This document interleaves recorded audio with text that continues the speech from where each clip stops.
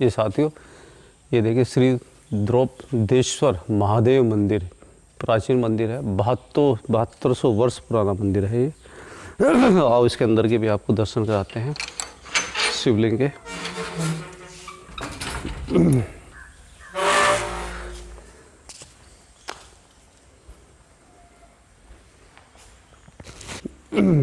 ये नंदी जी हैं, नंदी जी के दर्शन कर सकते हैं आप। ये शिवलिंग है, प्राचीन स्वयं भूमि से निकला हुआ शिव मंदिर, आप इसके भी दर्शन कर सकते हैं। 7200 वर्ष पुराना मंदिर, शिव मंदिर, इसके भी दर्शन कर सकते हैं आप।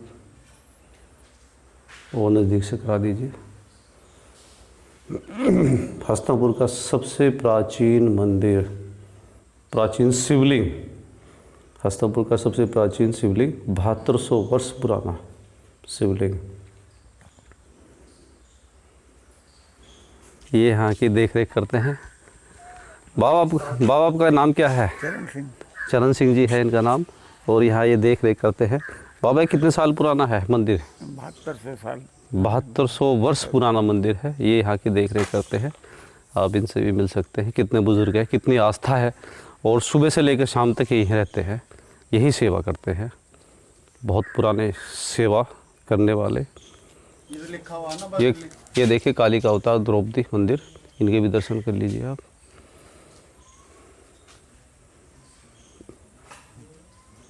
आओ उधर दिखाते हैं हनुमान जी की, हनुमान जी के भी दर्शन कराते हैं आपको। ये हनुमान मंदिर है यहाँ पे, इसी परिसर में आप इनके भी दर्शन कर सकते हैं। श्री बजरंगबली का मंदिर, हनुमान जी के दर्शन कर सकते हैं। चोला वाले हनुमान जी, साक्षात विराजमान हनुमान जी, इनके भी दर्शन कर सकते हैं आप।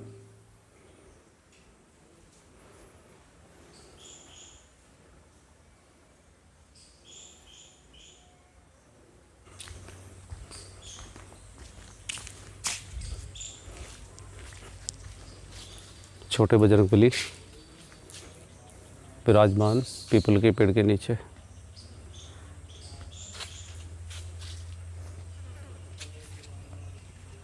प्राचीन वृक्ष पीपल, ये बैठे हुए इस पे ऊपर हनुमान जी की सेना, बानर राज।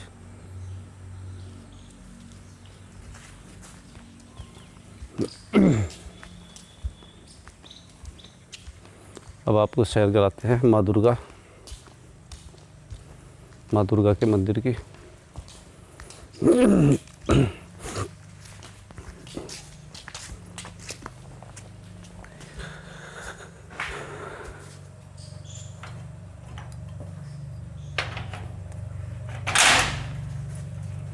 आइए आपको सैर कराते हैं माँ दुर्गा मंदिर की।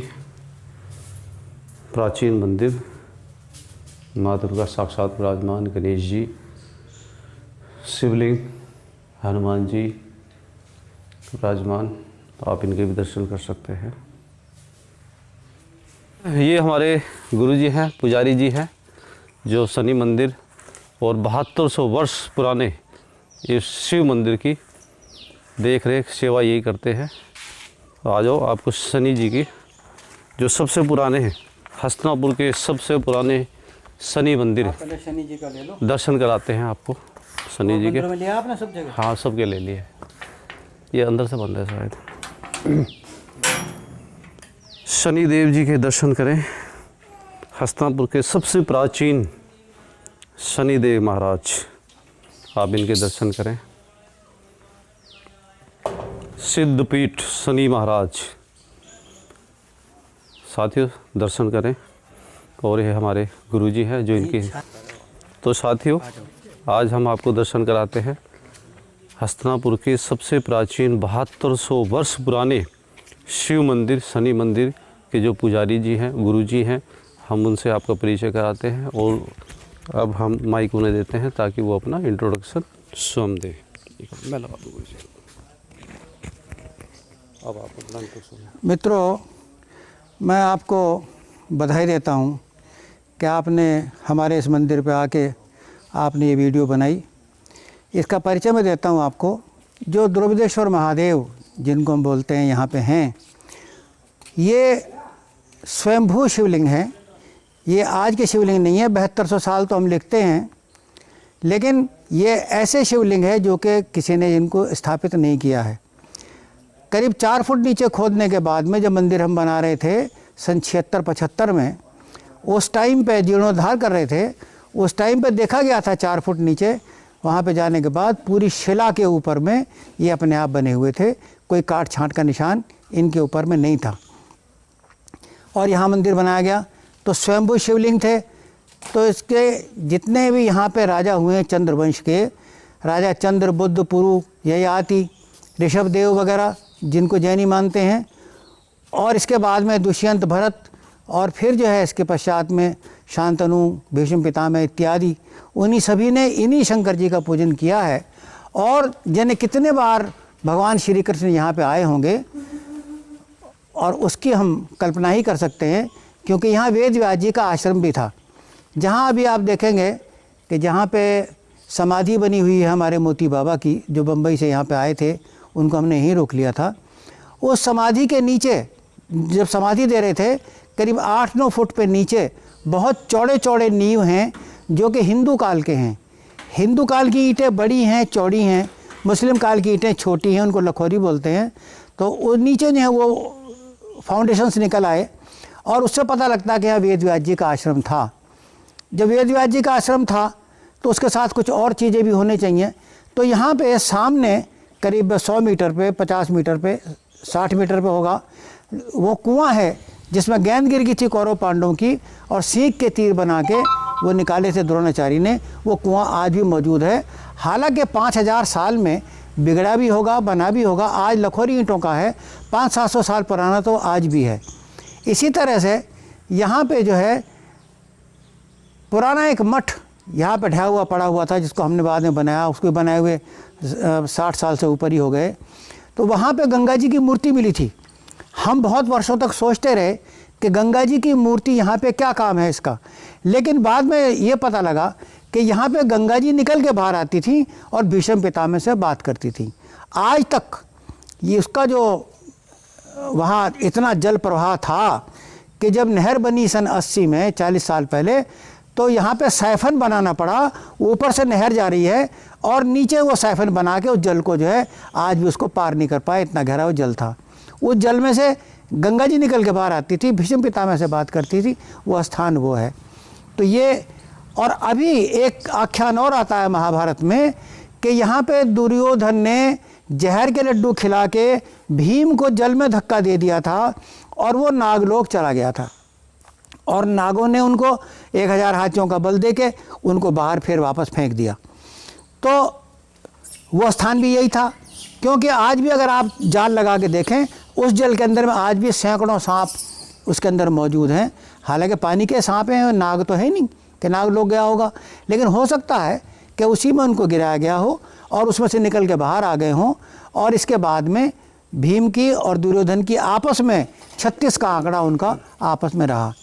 हमने ये बात देखते हुए कि यहाँ जैनी लोग असंख्य धन खर्च कर रहे हैं, अपना अपना बना रहे हैं। मैं विश्व हिंदू परिषद का जिला का अध्यक्ष था 10 साल तक। हमने यही सोचा कि हमारे जो ये शंकर जी पड़े हैं और जो ढहे हुए आसपास में जो हमारे मंदिरों के यहाँ पे ये पड़े हुए हैं अवशेष, इनको हम जागृत करें, और इनको जागृत करके हम जो है सनातन धर्म का स्थान अपना पुनः जागृत हम करें। तो मेरे अपने प्रयास से हमने यहाँ पे 6-7 मंदिर बना दिए हैं। अब देखिए, एक मंदिर द्रौपदी का है। द्रौपदी का मंदिर छोटा ही है, लेकिन द्रौपदी के मंदिर देखने लायक है। इसलिए है कि द्रौपदी जो कहते हैं कि 5 पति थे, ये बात बिल्कुल गलत है। 5 पति नहीं थे, बल्कि 5 इंद्रियों की स्वामिनी थी। हमारे शास्त्रों में मुस्लिम काल में बहुत सारी गलत बातें भरवाई गई हैं, जिनको हमने आज तक भी उनको हमने नहीं निकाला। और हम जो है पता नहीं क्यों इसका इंतजार कर रहे हैं कि कोई हमें कहे तो निकालें। तो ये 5 इंद्रियों की स्वामिनी थी द्रौपदी माता, और ये काली की अवतार थी। 18 अक्षौणी, एक अक्षौणी करीब 2.5 लाख का होता है। तो इतने लोगों को लेके वहाँ गई, कुरुक्षेत्र में, और वहाँ से केवल 8 लोग वापस आए, तो ये काली की अवतार थी। इसी तरह से हमने फिर हनुमान जी का मंदिर यहाँ पे बनाया। दक्षिण मुखी हनुमान जी हैं और सिद्ध स्थान है, और हनुमान जी की मूर्ति प्राचीन मिली थी, वो फिर हमने उसका मंदिर बना दिया। इसी तरह से शनि जी को हम सिंगनापुर से लेके आए, इसलिए लेके आए कि इस क्षेत्र में भी शनि सिंगनापुर का प्रताप यहाँ पे फैले और लोगों के काम हों। तो ये सन 2000 में आए थे। 2000 से लेके मेरा बेटा एक कनाडा में है, वो लेके आया था, हमने उसकी स्थापना की, और आज यहाँ पे वर्षों से अब तो हमारे यहाँ पे भंडारे होते हैं, लोग आते हैं मनौती मांगते हैं, और इस प्रकार से यहाँ पे जो है उनकी मनौती सिद्ध होती है। इसी तरह से हमने दक्ष प्रजापति के मंदिर जहाँ कनखल में है, वहाँ पे माता सती ने प्राण त्यागे थे, उनके शरीर को लेके शंकर जी तांडव नृत्य कर रहे थे। उस समय में सुदर्शन चक्र ने उनके शरीर के 51 भाग या 52 भाग किए थे। एक भाग हस्तिनापुर में भी गिरा था, जो कि बाईजंगा का भाग था, और उसका नाम था जयंती माता। जयंती माता का मंदिर भी हमने बना दिया, क्योंकि यहाँ पे स्वयंभू शिवलिंग है। जयंती माता का मंदिर भी बना दिया, वो यहाँ पे है। इसी तरह से गंगा जी, जिस प्रकार से आप और हम हैं, इसी प्रकार से 26 साल पहले माता प्रकट हुई थी। बिल्कुल विचित्र रूप था, सात्य फेरी का समय था, बैसाख सुदी सप्तमी का समय था 26 साल पहले। तो माता कैसे आई थी? बाल बिखरे हुए, लहंगा फटा हुआ, और उनकी चुन्नी फटी हुई, हाथ में लकड़ी, 90 साल से ज़्यादा की उम्र, धीरे धीरे धीरे धीरे उधर द्रौपदी घाट की तरफ से आ रही थी। हमने पहला भंडारा जब शुरू किया था खिचड़ी का, वो जो है आई वहाँ पे, और आके उनको 3 दोने हमने उनको खिलाए, उन्होंने खाए, आशीर्वाद दिया, फिर वो गायब हो गई, नहीं मिली। फिर ऊपर ढूंढा बहुत हमने, नहीं मिली कहीं पे भी। तो गंगा जी का भी हमने व्रत लिया था, हमने गंगा जी का मंदिर भी हमने यहाँ पे बना दिया। इसी तरह से सनातन धर्म के उत्थान के लिए हमने यहाँ पे जो है अपना प्रयास हमने जारी रखा है, और प्राचीन हस्तिनापुर की धरोहर को पुनः जागृत करने की हमने कोशिश की है। तो आपका सबका धन्यवाद। आप सब देखें हम क्या कर रहे हैं। आगे भविष्य में नवग्रह बनाने की योजना है, आगे आप हमारा सहयोग करें।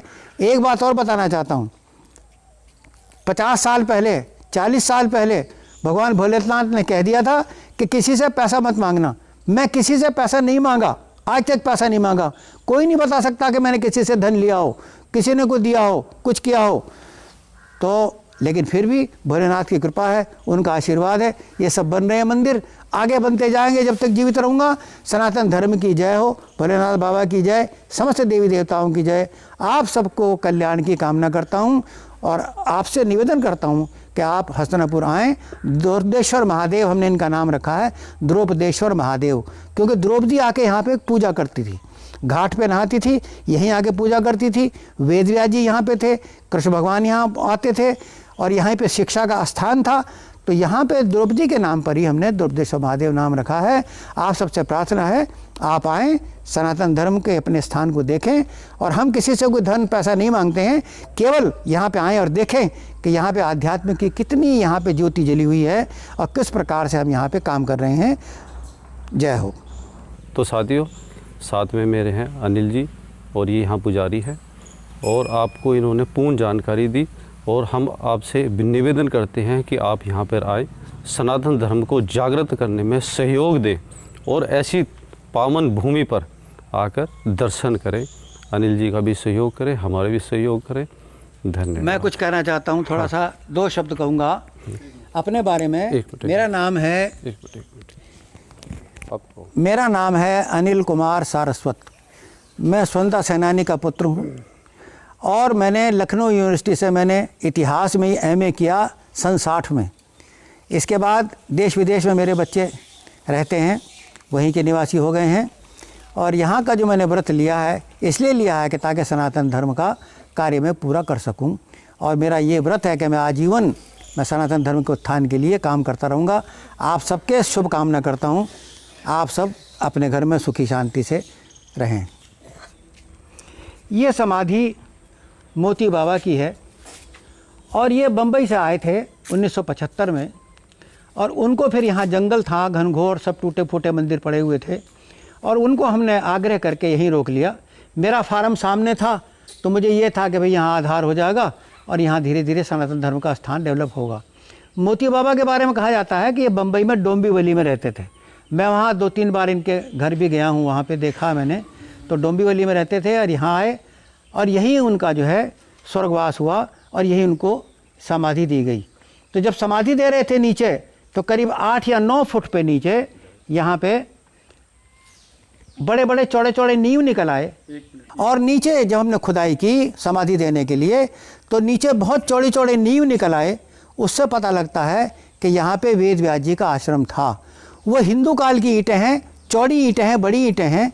मुस्लिम काल की लखोरी ईंटें हैं जो छोटी ईंटें हैं। और यहाँ पे निकलने से पता लगा कि यहाँ वेद व्यास जी का आश्रम था और यही बालक खेलते कूदते थे कौरव पांडव। और उनकी गेंद कुएं में गिर गई। वो कुआं भी यहाँ से करीब 50-60 मीटर पे सामने है।